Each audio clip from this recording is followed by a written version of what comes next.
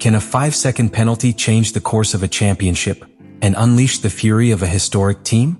Is the FIA losing control of justice in Formula One? What happened at the 2025 Brazilian Grand Prix was much more than a refereeing error. It was a bomb that Ferrari just detonated, and that could change the immediate future of the championship. Ferrari arrived in need of a good result. After several weekends marked by their own mistakes and controversial decisions by the stewards, Interlagos represented an opportunity for redemption. But reality hit from the first corner of the race. As soon as the traffic lights went out, Lewis Hamilton, who had qualified out of ideal position, found himself in the middle of the chaos. Carlos Sainz, with his Williams, touched the rear of the Ferrari in a subtle but critical way in turn 1. The SF25 lost traction, dropped positions, and was compromised from the start. It was the first blow, but not the most important. Just meters later, when facing the climb towards the main straight, Hamilton tried to make up ground. He visualized a gap in front of the Alpine of Franco Colapinto, an aggressive driver with good pace, and launched his car decisively. But the calculation was off by centimeters. The front wing of the SF25 impacted the rear of the Alpine. The result was immediate. The wing was destroyed, parts of the car's floor were compromised, and Hamilton's race, which had already started uphill, ended up being an impossible journey. Until then, everything seemed part of the usual script of an intense first round. But what unleashed the storm was the FIA's decision. The stewards, after quick deliberation, determined that Hamilton was fully responsible for the contact. And although they applied a reduced penalty of 5 seconds instead of the standard penalty of 10, the reading was clear. The Briton had made an avoidable mistake. According to the official statement, the low relative speed, the lack of immediate sporting consequences for Colapinto, and the lightness of the contact justified the mitigated sanction. But for Ferrari and Hamilton, the penalty was not only excessive, but insulting. And that was when the real earthquake broke out. Over the radio, while being informed of the penalty, Hamilton did not contain his frustration. He said it without a filter, with a mixture of disbelief and anger. "These guys are a joke. A complete joke. The car moved next to me and that's why I hit my spoiler." It was not a typical complaint. It was a trial. A sentence towards a structure that, in their perception, was no longer judging impartially. The phrase flew through the media, went viral on networks, and became the headline of all specialized portals in a matter of minutes. But this reaction was no exception. It came from accumulated weeks of decisions that, in the eyes of the driver and the team, showed a pattern of alarming inconsistency. Already at the Mexican Grand Prix, Hamilton had received another controversial penalty, also for contact, and even then he had hinted at his discontent with the stewards. Brazil was simply the breaking point. The most dramatic thing, however, was not the sanction itself, but its technical consequences. The collision with Colapinto not only destroyed the spoiler, it altered the aerodynamic balance of the car to extreme levels. On a circuit like Interlagos, where the efficiency of aerodynamic flow is vital due to its sequence of technical corners and short straights, losing power means being eliminated from the competitive pace. And Ferrari knew it. Therefore, after just 37 laps out of a total of 71, the team made a painful but necessary decision: retire the car. There was nothing to gain. You could only keep losing. Hamilton got out of the car visibly upset. It wasn't just a lost race. It was an opportunity ruined by a chain of errors, his own and those of others.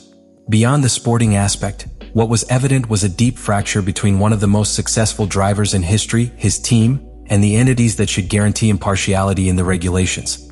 This was not a simple racing incident. It was the spark that ignited an already tense relationship between Ferrari, Hamilton, and the FIA. And the echo of those statements and decisions will not fade away soon. Because what started as a complicated Sunday at Interlagos could transform into an institutional battle that sets the course for the remainder of the season. In the Ferrari garages, the silence after Hamilton's retirement at Interlagos was deafening. What happened on the track was painful, but what came after was even more so. Fred Vasseur, team manager, was quick to react.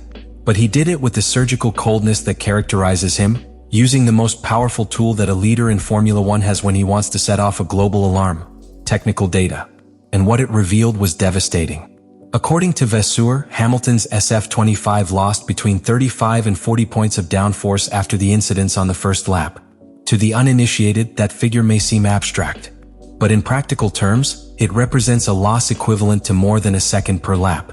In a category where a tenth of a second can make the difference between a podium and anonymity, this figure is directly lethal. This was such an extreme aerodynamic degradation that it made any effort to compete futile, even if the car had been in perfect regulatory condition. This data was not released at random. Vasseur pointedly compared it to a previous incident. When Hamilton hit a groundhog at the Canadian Grand Prix and damaged the flat bottom, Ferrari estimated a loss of 20 charge points, which had already meant half a second per lap. In Interlagos, the figure was almost double. And with that, the frustration also doubled. The exact cause of the damage was still a matter of analysis, according to Vasseur himself. Was it the first impact with Carlos Sainz that destabilized the car and compromised the lower structure? Or was it the front wing damaged in the collision with Colapinto that became trapped under the car, eroding the diffuser and destroying the ground in its path? The most feared possibility, and the most likely, was that both factors acted together, creating a perfect storm.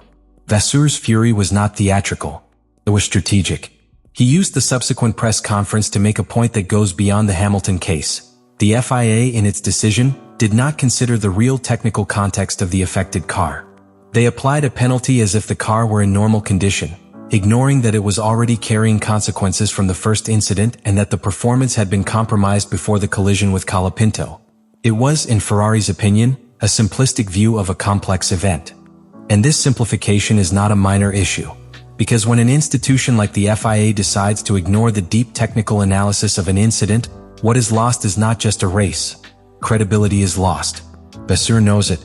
Therefore, instead of shouting, he built a methodical accusation, loaded with technical precision and with the institutional weight of a team that has been in Formula One since its inception. At the same time, within the Ferrari team, the atmosphere was gloomy.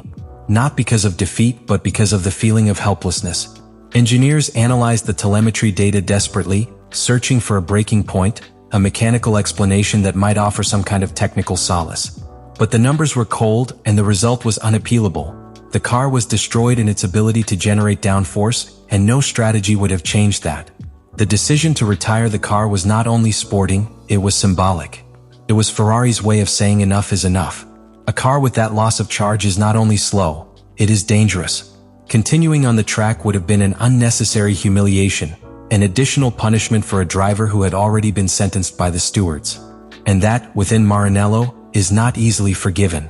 Vasseur's message was direct, although disguised as diplomacy. You cannot run a modern Formula One championship with an FIA that acts as if it were in the 90s. The category has evolved, the cars are extremely complex, and the decisions must be at the same level. Penalizing without understanding the full technical dimension is as serious as not penalizing when appropriate. And in this case, Ferrari considers that the balance was unfairly tipped, again against it. But the most worrying thing is not what happened in Brazil. It's what could happen next. Because if the FIA does not review its processes, if it does not start to consider technical data in real time and contextualize decisions, then Formula One risks losing control. Vasseur did not speak for him. He spoke for all the teams that, privately, have felt victims of the same structural blindness. No car was broken down in this event. Trust was broken. And rebuilding it won't be as easy as changing a part in the pits. It will take much more than a new wing to repair the damage done between the FIA, Ferrari, and the credibility of the championship. In every corner of the Interlagos paddock, after the echoes of Hamilton's abandonment and Vasseur's statements, something more than anger was perceived. What was floating in the air was a feeling much more dangerous for the stability of a sport: distrust. Formula One, a championship where thousands decide championships, cannot survive without a fair referee. And that is precisely what began to be called into question: the credibility of the FIA as a governing body. The controversy did not end with the penalty. In fact, that was just the starting point. Because the way in which the decision was made, the reasoning that supported it, and the reaction of the protagonists revealed a deeper institutional fracture.